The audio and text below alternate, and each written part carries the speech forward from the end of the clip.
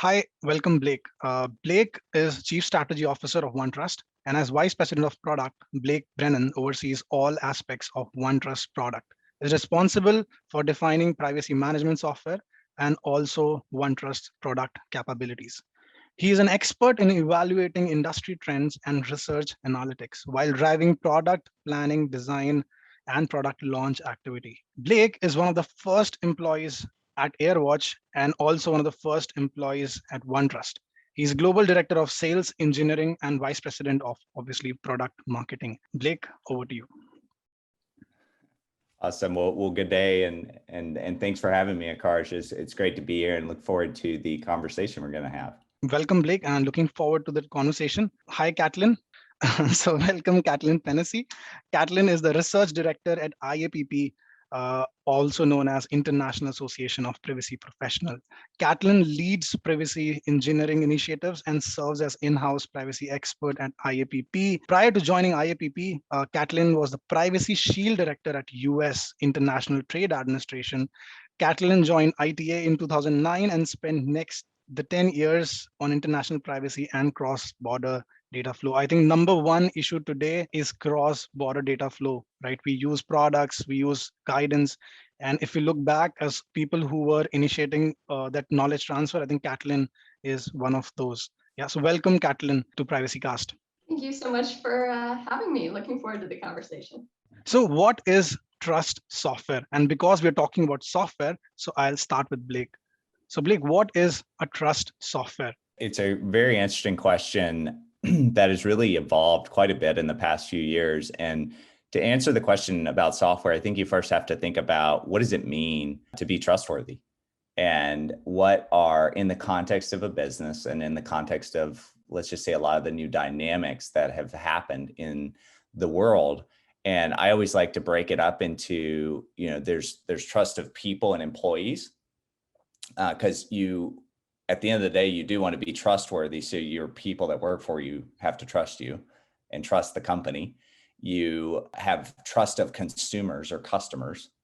You have trust of your data, especially as the world, data's eating the world. Every company is becoming a technology company. You have to have trust in the data that you are using for those types of digital transformation projects.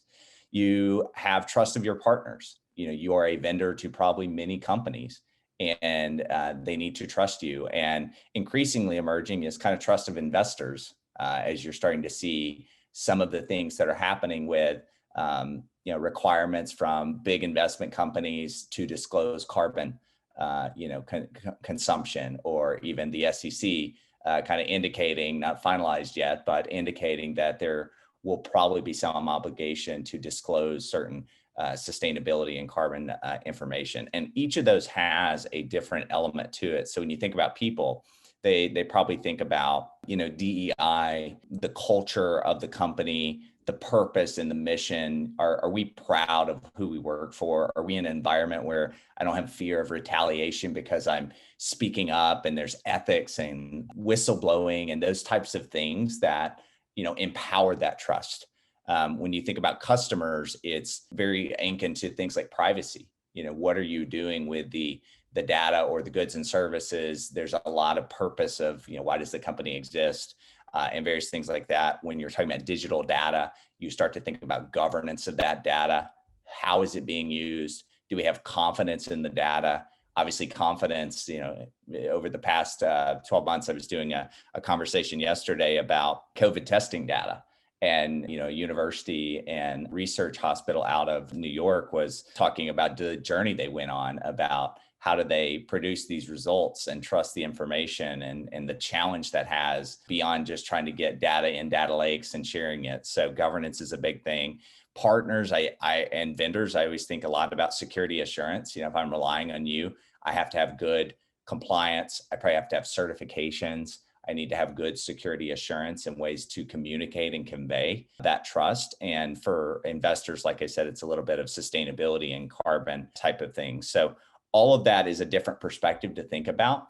How that translates into software and what that means is there's this emergence of a software platform to help you do that. Most companies today, if you were to say, how trustworthy were you today? I mean, the answer is I have no idea. I have no telemetry. I have no data points to figure that out. And if you even break that down into how did you use data today that might have been a big risk? Like even for a privacy person in a company, they're like, I have no idea, because I don't have the intrinsically embedded tooling that helps me really read the signals. What are we doing as a company? What is a risk? And how are we measuring that? So trust software is this emerging kind of software that helps you encapsulate all those different disciplines together so you can read those signals and you can actually start being very proactive about that. And if you do it well, it actually enables you to think about how do you start to leverage that as differentiation. Right. If I'm so good at what we do and the trustworthiness of our program, I can actually start communicating that as a differentiator. And some companies in the world are starting to do that. Why you buy my product is because of privacy, or why you buy my product is because of our ESG or D&I type of things. So that is the emerging space that we're starting to see on the technology. Right. So basically, end of day, the result that we see out of a company's values, right, as well as the customer trust that we are building, or be it an employee, be it a vendor, right? So if you look at certifications in privacy like ISO 27701 or a SOC 2 privacy, right? Or there are vendor audits. So I'm talking about how we look at it, especially when we put them down into our checklist, basically the compliance, or how do we imply it in the client. So we look at it that way. But I think talking to you, getting your perspective, what I also see, it goes bigger and it also gets attached to the company values, from where an employee also gets more trust on how the company actually functions. Kathleen, what is your take on this? Thank you. Well, I'd certainly be hard pressed to add much to what Blake said there. That was so well said. Just to build on some of the points he made here, Blake, I really loved how you talked about kind of the different relationships and stakeholders in this conversation. I think we've just seen an explosion of what you could call trust software. And a lot of these companies are coming at this from different angles. Just to share a few data points, the IAPP publishes every year a privacy tech vendor report, and recognizing that is, in some respects, a piece of what Blake is talking about. In 2017, we had 44 vendors listed. In 2021, right now, we have 355. So we've seen this take off.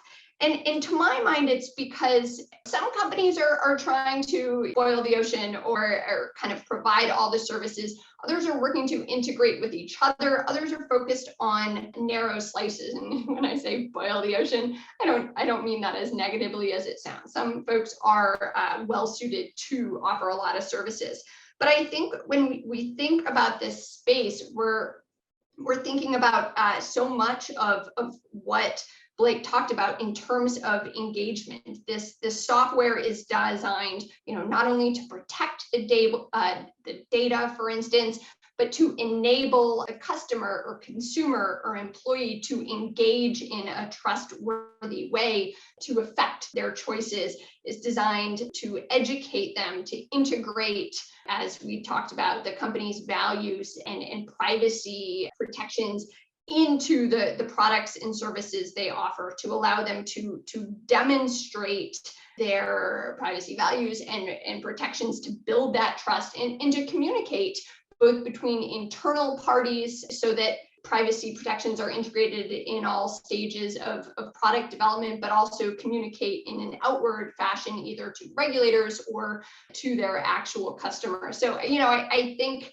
trust software is a very broad term that means different things to different companies, depending on what it is you are doing and trying to build in. Right, Kathleen. Kathleen, talking to you, I think we've also looked at a perspective of regulation, right? And when we talk about regulation, and especially also in our guidance in terms of privacy, what is privacy? So I think a lot of people ask me still, what is privacy, right? And then people only know that GDPR or CCPA, right? Or a regulation is privacy, right? And then the story starts, right? But I think a different approach, again, has been in the market, right? Everybody is selling a product, right? Where the product is a privacy first product. The company is a privacy first company, right? And I think rather than a regulation, I think the market has overtaken in terms of, because of the customer, market has changed, right? I think in the last year, as you both have mentioned, right, market has changed. Everybody wants, employees want more privacy, customers want more privacy, vendors want more privacy, right? So I think that together, I think trust is where that road leads to. What are the some challenges, right, that a consumer, employee, and stakeholders trust would see today, right? In today's market, if you look at some challenges that Kathleen, you would have been seeing, right, in the market for a consumer, an employee, or a stakeholder, right? What is your take, Kathleen? So if I can just kind of quickly, before answering that, follow up, I think you made some really great points there that I think are worth touching on. I think the drivers for companies focused on privacy and trust right now really are twofold. You have regulations actually demanding that companies integrate privacy into products and services and the product development lifecycle. So the GDPR, the CCPA, to some extent, are regulating privacy engineering, that you have to focus on this. So you have that regulatory driver. But over the past year, I think that there is just no question that the pandemic, which has driven our lives, our livelihoods, our education online, has heightened everyone's awareness of privacy. Right. And so, whether you're a parent watching your kid do remote education, whether an employer trying to figure out how to capture vaccination records of your employees or engage with them in a remote environment in a privacy protected way, like, we're all just aware of this so much more. Blake and I don't have to understand what we do anymore or why it matters. So I think there's some really important drivers here. And I think with all of those developments, we've seen just new challenges. I think that the major challenge that I would identify is that companies are, I think, we've seen this. We have data that shows they're spending more on privacy. They're putting more resources behind their privacy programs. That's hugely important and necessary. I think two things. One, they are recognizing, as you alluded to earlier, Akash, that it is now a brand differentiator, that they can market privacy. Folks used to give lip service to that. I don't think it really was as successful in the past. Now we're seeing it done on primetime television. So, privacy is a market differentiator. The challenge, and sorry to take a moment to get to your question, I think, is that in a minute, in no time at all, folks' kind of privacy brand can really be challenged by a ransomware attack, by a data breach, by a vulnerability or privacy misstep that is exposed either by hackers, or maybe it really was something that just wasn't thought through enough in terms of a product rollout and the interface with consumers. And so I think the damage that can happen if really careful consideration of privacy questions up front, can really change customer perception so quickly, and frankly, put their data at risk with real impact and harms. So I think that's the challenging landscape. You can invest years and so much resource in this, and unfortunately, if there are missteps along the way, have some of that incredible work undone very quickly. I have also been reading about a few reports, Kathleen and Blake, on from IBM, the data breach cost report, right? One of the very famous reports that we read, right? And what has happened is the report, right? It definitely says that per record loss, there is a fee attached to it, right? But also, if you look at customer trust, right? Once a breach happens, it takes around 3 years, right? Approximately 3 years again to reach the same customer trust, right? So data breach, again, I think talking about trust, we obviously will reach out to data breach, right? And the issue, right? What happens? When do we lose the major trust, right? It also is data breach today, right? It shows that the company's policies. I know the interns joke is very common nowadays. So intern leak the data. So I get that problem, but still. And Blake is here. So Blake, I know a lot of people would lose some data online, right? On the platforms where we store our codes, right? And that has been the places where passwords were easy. Somebody posted password on some platform, right? Decreasing trust, right? End of day, decreasing trust, right? And again, I think talking about trust, I think I have another new perspective there because to ask you all. So when you look at employees, right? When we look at employees, and this is again, this question is for Blake. So when we look at employees, and now for an employee, Blake, right? How does a company, right, increase that trust, right? And if you look at a challenge, and if as a company, if you look at, hey, you've decided that, okay, I want to increase trust in company, right? Then what is it that we can do? It's a great question. And similar to what you said, externally, I think is true for the employees of trust is slow to build up and quick to fall. So any little thing can be just detrimental. The biggest challenge, I think internally that you need beyond just the cultural, people management side of the culture you create, the open voice type of things. At a macro level, I think people often incorrectly, and even we've seen companies externally do this. You saw what happened with WhatsApp in India with the privacy policy kind of pop up and stuff. And I would anchor that into this bucket of letting, and not to a dismiss of the privacy profession, but kind of letting the privacy team engage in communication to the consumers without really putting the right marketing engagement and polish on explaining exactly what it is that you're doing. And I think that also is a misstep for many organizations internally, where you have to treat internal communications at the same prestigiousness and rigor and investment as you do external communications. So employee marketing is a real thing, and it's a real misstep for organizations because they do need to be educated. They need to feel that you are being transparent. They need to feel empowered. I think empowerment is a really big aspect of being, feeling trust. Like if I feel like, especially when you're talking about my data, and you as an employer have access to very sensitive information that I have, what are you doing with it? How are you safeguarding it? How are you keeping that out of hands of people that shouldn't see it? Are you signing us up for programs that that kind of crosses that line of being maybe a privacy, human right violation type of thing? So the way you communicate that, the way you put a program around it holistically, you have to treat it like launching, a marketing launch of a product, or for in the context, Caitlin, of IAPP, like an event you're doing, like the promotion, the awareness, the follow through, the reiteration, it has to be at that level of prestigiousness. And that's I think a big miss for Definitely, many Blake. organizations. And I think probably we've also been doing some. So when I was back in KPMG, I was, what we solved, the problem that we used to solve was data protection, right? And when we solved the problem of data protection, the next thing that popped up, and obviously Catlin has shared a lot of guidance over that, and also OneTrust has data guidance, right?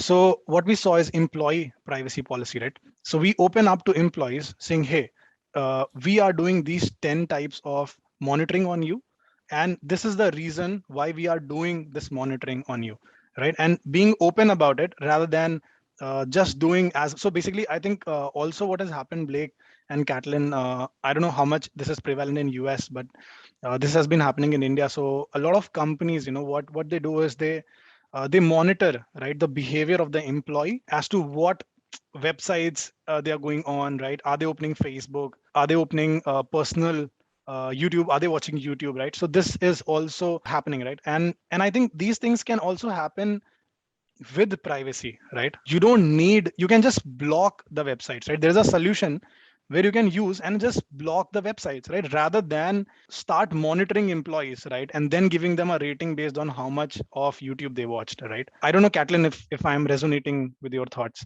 here. That certainly is a really sensitive topic. And I think to some extent, obviously, it touches on what Blake just shared about employee empowerment, and employers demonstrating their trust in employees. And I think that can cut either way in terms of what you were just sharing. But can I touch, Karsh, on one other thing that Blake said that I just wanted to Definitely, draw Catlin. some Yeah, attention please, to? please. So Blake, again, I feel like I keep just saying, hey, that was insightful, but I really loved what you said about leaving everything to the privacy team and being cautious around that. Now, I do think the notion and the concept of a privacy team is expanding now, but I really think what we are seeing in organizations and where organizations increasingly are having to focus is on communication between teams and ensuring that different parts of the organization at least have a baseline understanding and education and training in privacy, so that they're all speaking the same language. They know why we're focusing on these things. So whether that is, your communications team, your marketing team, your engineers, your product development team, your legal team, your HR team, they increasingly need to work together to solve these challenges. And I think that's it requires two parts. One, it requires ensuring that they have the opportunities and the impetus to do so. But two, it requires them to be able to speak the same language so that the tech team can talk to the legal team and they're not talking past each other on privacy. So anyway, I liked that comment. It's absolutely a cross-functional challenge. And I think technology is one element of a barrier to that, because everyone sits in their silos with their own systems and things. But you brought up a point about that participation. And I think the shift that we see in the aha moment is previously, 20 years ago, 10 years ago, privacy was viewed as the legal team can handle it. It's just an addendum to contracts. It's just a policy we have to stamp onto the back end of the website. So it was this bolt on to the end of whatever it was we're doing so that we don't get sued. And that has now shifted to this. It is not a department in the company. It is everyone's responsibility to understand their role in that. And it has to start to become intrinsic into the day-to-day processes of what we're doing. So 100% agree. That is a big, to achieve the state you were talking about, you almost need this culture, reset, if you will, or mindset reset of what it is that it means to operationally achieve across all those departments privacy, to ultimately get the outcome of what you're looking for is to be good at privacy as a company. Right. I think just to adding on to that from my experiences as well. So what also happens is a lot of companies, they have this email ID called dpo@thatxcompany.com, right? And all the challenges of privacy go to that email, right? To solve that problem, I think privacy is a game of education. Yeah, that's my also take. I think adding on to Blake, right? It's a privacy team, right? And probably education is something that I feel can change employees. And I definitely want to hear as to what all. I think let's solve that problem also, right? What can organizations do, right, according to you both, right? And who better than you both, right, to actually educate, right, the employees so that they can take the right decision? Because this is actually happening, Blake. I think this problem is real. A technology team would not know enough privacy, right? And a privacy professional, just a privacy professional, would not know enough of technology, right? So end of day, both need to sit together and solve the problem, right? So how do you think this problem, we can solve this problem? You're spot on with the notion of the different audiences and having to work. And I would start out with just saying, this is hard to solve. This is not, solved. And here's the mathematical formula of like what you do and don't do. The difference in privacy is there's a lot of gray area in terms of what's okay to do and not okay to do. And then two, it's cultural. So a little bit different in my head than like security, where people kind of, I would argue there's an art to security programs, but the notion of security is just mathematical. Cryptography is just mathematical. Here's how you can do this, and here's how you can design that. Privacy is not that way. So it does make it more contextual and more challenging from that notion.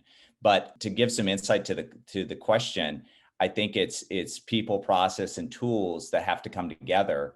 And the challenges are, you have a massive network of different laws that are all conflicting a little bit. And privacy laws are also written in a aspirational, language and tone, more so than a literal definition. If you look at something like a Sarbanes-Oxley type of regulation, it's just prescriptive. It's pragmatic. Do this, here's the form, here's the spreadsheet, fill it out. And privacy has a lot of subjectivity to it, interpretation. So you have this matrix of all these laws you have to comply to. Then you have, I think the other big challenge you have is the early warning signals. Going back to my comment before, the technology is not there to really adequately flag up to users in the organization that they are doing something that they really need to dive into. So something's happening now that all of a sudden is in this gray area, red area, whatever. There needs to be an alarm signal that's kind of going off saying this is something you should go dive into and make sure you're aware of what's happening and this is okay for you to continue to do. So I think that's a huge area of investment in technology that's going to happen. And then the other side of it is you talked a little bit about education. I think that's also a saturation of 20 years ago, we probably didn't quite again, security was the firewall around the company and that was it. And now we all go through phishing training. We're a little more cognizant of wait, this website's asking me for this and I've got multi-factor auth. So the going from that one department owns it and it's kind of bolted on to the end to there's awareness and training and understanding of what it means to, this is an ethics issue. This is a privacy issue. I really need to kind of surface this up and do my part is another big challenge that organizations are going through. Right, Blake. I think very aptly put forward. I think this is something that I also take back for knowledge to when I discuss with other people, because this is something that is also opening my perspective with your knowledge, Blake. Catlin, I think if you have to say, let's say these are the 10 things, right, or let's say 5 things, right, on top of your mind, right, as to how an organization, right, and we're talking about everyone right now. I'm talking about employee, I'm talking about customer, I'm talking about their vendors. How can they change themselves, let's say, or maybe start implementing trust, right? So that trust factor starts increasing for that organization, Catlin. So, I mean, I think we've talked a lot about this. I think Blake's initial comments about a change in the organizational mindset are probably the first critical step here. But I think, when we think about what they can do, I think there's 2 things. I think, it's what an organization can do now, starting with where we are. And that's probably things like training in kind of foundational privacy principles. Why should we care? The tech team is not going to do the legal team's privacy job and vice versa, but the legal team needs an understanding of tech, and the tech team needs an understanding of the kind of legal principles-based underpinning of our field so that they can communicate. And I think, there's a lot of training out there. We try to put out a lot of resources. I know OneTrust does as well. So there's resources out there for the now. I guess maybe 2 more things. I think that there are some really helpful new frameworks in the space.